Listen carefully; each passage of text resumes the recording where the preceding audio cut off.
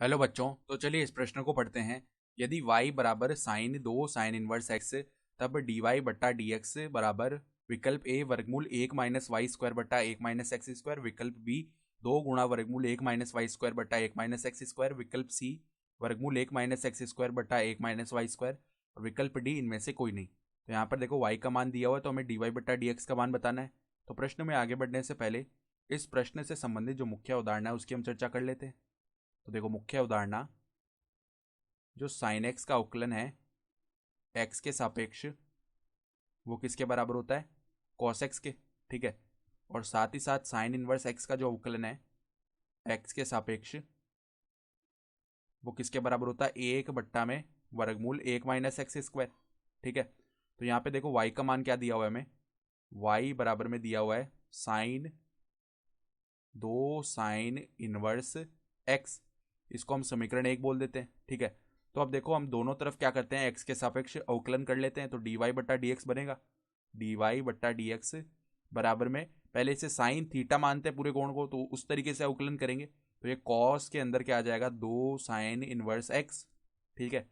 फिर देखो, यहाँ पर श्रृंखला नियम लगेगा, और ये जो 2 साइन इनवर्स एक्स है इसका पुनः अवकलन करेंगे हम एक्स के सापेक्ष। तो 2 तो अचर है, तो ये तो अवकलन के बाहर हो गया। ठीक है। और साइन इनवर्स एक्स का जो अवकलन है वो क्या आ जाएगा? 1 बट्टा में वर्गमूल 1 माइनस एक्स स्क्वायर। तो वो 1 ऊपर 2 से गुणा होके ये 2 ही बन जाएगा। ठीक है। तो ये आ गया पद। तो अब देखो यहाँ से डी वाई बट्टा डी एक्स का मान क्या बना? बराबर में 2 बट्टा में वर्गमूल 1 माइनस एक्स स्क्वायर को आगे लिख लिया हमने। तो अब देखो, इस कॉस 2 साइन इनवर्स एक्स को हम कैसे लिख सकते हैं?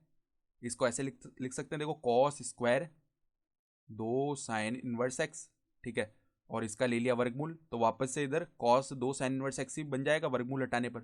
तो अब देखो, हम जानते हैं जब भी ऐसा लिखा हुआ होता है कॉस स्क्वायर थीटा, तो इसको हम इस प्रकार लिख सकते हैं 1 माइनस में साइन स्क्वायर थीटा। ठीक है। तो अब देखो, वर्गमूल के अंदर हमारे पास में कॉस स्क्वायर का पद है, तो उसको भी हम इस प्रकार लिखने का प्रयास करते हैं।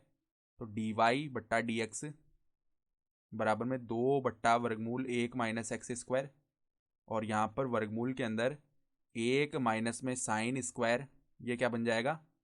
2 साइन इनवर्स एक्स। ठीक है। ये हो गया।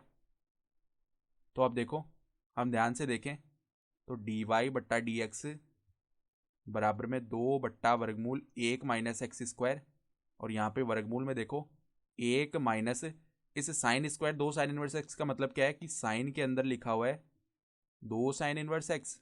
ठीक है। और इस पूरे का क्या किया हुआ है? वर्ग किया हुआ है। ये है इसका मतलब। तो अब देखो, यहाँ से समीकरण 1 से हम क्या बोल सकते हैं कि साइन 2 साइन इनवर्स एक्स का जो मान है वो वाई के बराबर है। ठीक है। देखो, समीकरण 1 से साइन 2 साइन इनवर्स एक्स की जगह हम क्या लिख सकते हैं? वाई लिख सकते हैं।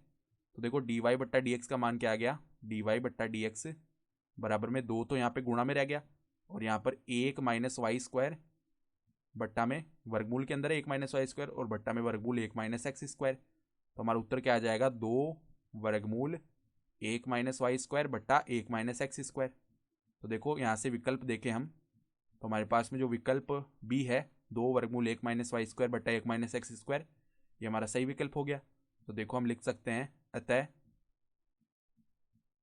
अतः विकल्प बी 2 गुणा में वर्गमूल 1 माइनस वाई स्क्वायर बट्टा 1 माइनस एक्स स्क्वायर उपयुक्त होगा। ठीक है। तो ये उपयुक्त विकल्प हो गया। तो आशा करता हूँ कि आपको ये प्रश्न समझ में आया होगा। धन्यवाद।